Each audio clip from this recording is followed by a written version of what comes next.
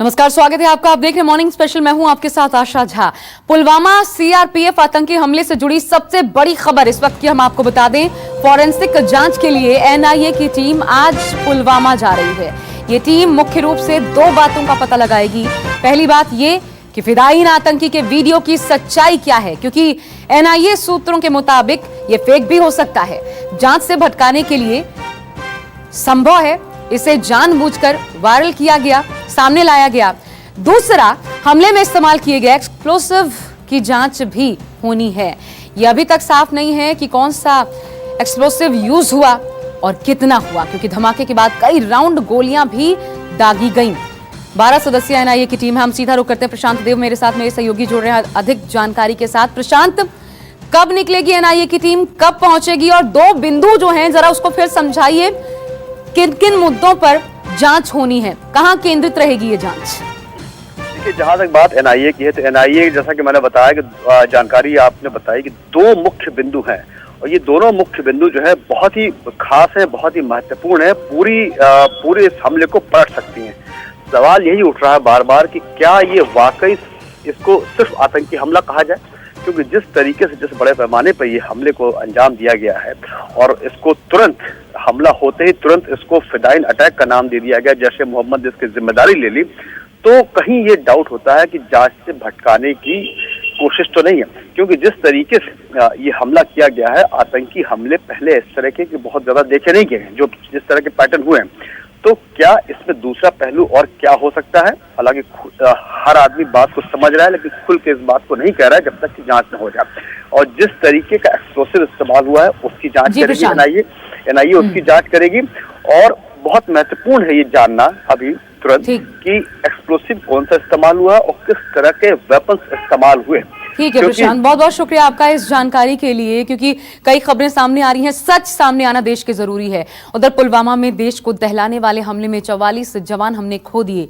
CRPF ने 37 जवानों की मौत की तस्दीक भी कर दी है। जैश ए मोहम्मद ने हमले की जिम्मेदारी लेते हुए फिदायीन की तस्वीर और वीडियो तक जारी कर दी। हमला कब लगभग 3:30 बजे करीब हुआ कल दोपहर, लेकिन कैसे ये पूरा मामला सामने आया, कैसे हमला किया गया, हम आपको दिखाते हैं विस्तार से।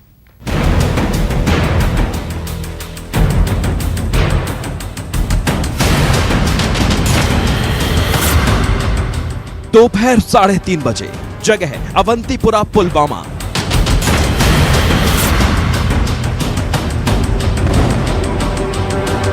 जम्मू श्रीनगर राष्ट्रीय राजमार्ग पर सीआरपीएफ जवानों से भरी 70 गाड़ियों का काफिला गुजर रहा था। तभी 350 किलो आईईडी से भरी कार सीआरपीएफ बस से टकरा गई।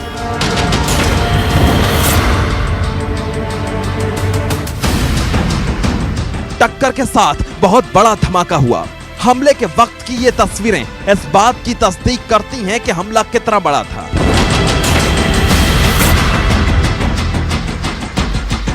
जैश ए मोहम्मद ने हमले की जिम्मेदारी लेते हुए कहा है कि ये फिदायीन हमला है।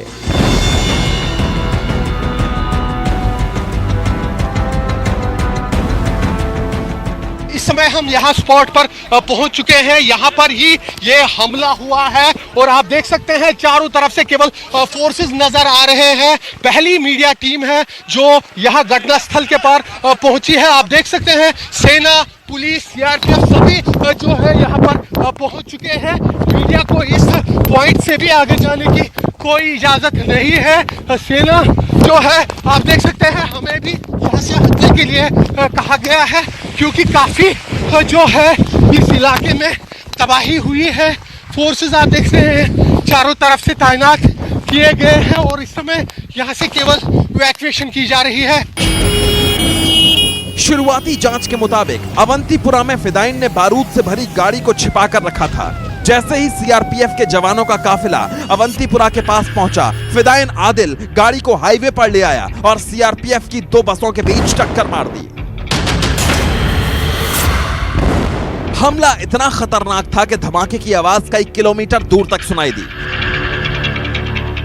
घटनास्थल पर मैं मौजूद हूं और जो यहां से रिपोर्ट्स ग्राउंड से आ रही है, काफी चौंका देने वाली रिपोर्ट्स मिल रही है स्पॉट से। आप देख सकते हैं एम्बुलेंस आपको दिखाई दे रही है विजुअल्स में, वीडियो में आप एम्बुलेंस देख सकते हैं जो मौके पर पहुंच चुकी है घटना स्थल पर। हालांकि औपचारिक रूप से अभी कोई भी डिटेल नहीं दी जा रही है, लेकिन ये सारी जानकारियां हमें जो फोर्सेस के आला अधिकारी है, सूत्र है, उनसे मिल रही है। और आप देख सकते हैं जो फोर्सेस के आला अधिकारी है, चाहे सीआरपीएफ, सेना और पुलिस, वो सब यहाँ पर पहुंच चुके हैं और लगातार ग्राउंड को क्लियर किया जा रहा है। सबसे पहले कोशिश की गई जो घायल थे उनको इवैक्यूएट किया जाए। आप देख सकते हैं सीआरपीएफ के आईजी यहाँ पर है। सर, ये क्या कार बम था, क्या आईडी था, कुछ बताइए सर।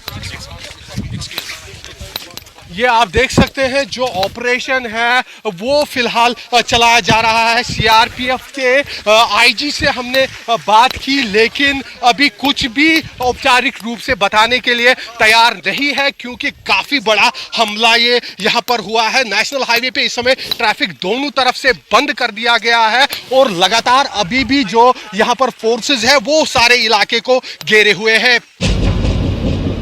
हमले के बाद सुरक्षा कर्मियों ने पूरे इलाके को घेर लिया, हाईवे को बंद कर दिया। आईईडी का इस्तेमाल हुआ है, यह साबित हो गया। काफिले में कई गाड़ियां थीं, लेकिन निशाने पर वो बस थी जिसमें जवान सवार थे।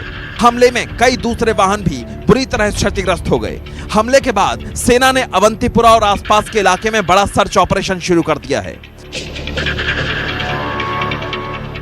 जैश-ए मोहम्मद का फिदाई अटैक बताया जा रहा है, जिसके चलते यहां पर फोर्सेस को इतना भारी नुकसान उठाना पड़ा। सीआरपीएफ की एक कॉन्वॉय आ रही थी श्रीनगर जम्मू राष्ट्रीय राजमार्ग पर। 2500 के करीब इसमें जवान शामिल थे। सर, कुछ डिटेल आ रही है, कितनी कैजुअलिटी है, क्या है, क्या कार बॉम्ब है या आईडी अटैक है?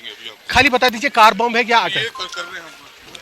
ये पुष्टि हो गई है कि जैश-ए मोहम्मद का ये फिदाई हमला यहाँ पर हुआ है। अब कार का इस्तेमाल उन्होंने किया है या आईडी, अभी इस बाबत भी औपचारिक रूप से कोई जानकारी नहीं दी जा रही है, लेकिन फिलहाल इस पूरे इलाके को कॉर्डन ऑफ यहाँ पर कर दिया गया है। आप देख सकते हैं चारों तरफ से केवल फोर्सेस हमें यहाँ दिखाई दे रहे हैं। मीडिया को थोड़ा घटनास्थल से दूर रखा गया है और अभी भी कहा जा रहा है, देखिए अभी पुलिस के अफसर हमें बता रहे हैं कि अभी भी वहां पर कुछ एक्सप्लोसिव है, यही कारण है कि थोड़ा दूर हमें रखा गया है। और उस पूरे इलाके को, जितना ये लतपुर का इलाका है, अगर आप यहां से नजर डालें, नेशनल हाईवे के बिल्कुल पास में बस्ती भी है और यही बताया जा रहा है कि मिलिटेंट यही आसपास मौजूद थे। दोनों तरफ जो नेशनल हाईवे का इलाका है, इसके दोनों तरफ बस्ती है, रिहायशी इलाके हैं और हो सकता है कि मिलिटेंट पहले से गात लगाकर यहां पर मौजूद रहे होंगे। और इस हमले को अंजाम देने के बाद अब फिलहाल फोर्सेस जो है वो पूरे इलाके को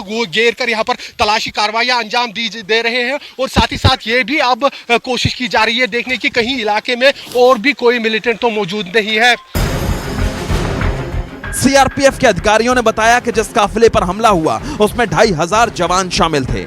हमले के बाद जांच शुरू कर दी गई है। CRPF convoy which was coming from Jammu and going towards Srinagar was attacked. We have suffered damage to the vehicle as well as to the men.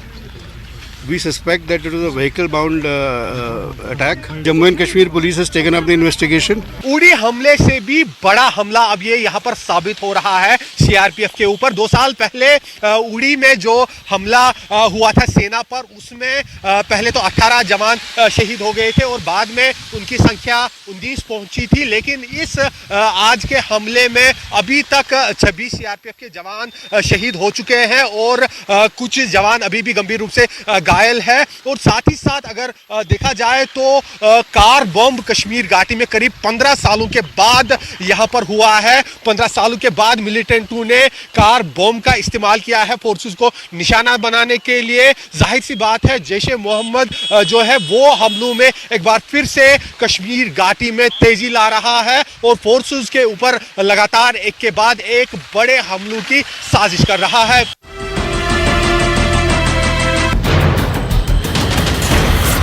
जिस तरीके से फिदाइन हमले को अंजाम दिया गया, उससे साफ लगता है कि जैश के आतंकियों को काफिले के मूवमेंट की पूरी जानकारी थी। जम्मू से रवाना सीआरपीएफ का काफिला कब अवंतीपुरा पहुंचा, उसकी पल पल की सूचना फिदायीन को दी जा रही थी। राष्ट्रीय राजमार्ग पर 350 किलो आईईडी से भरी कार दौड़ती रही और खुफिया एजेंसियों को भनक तक नहीं लगी।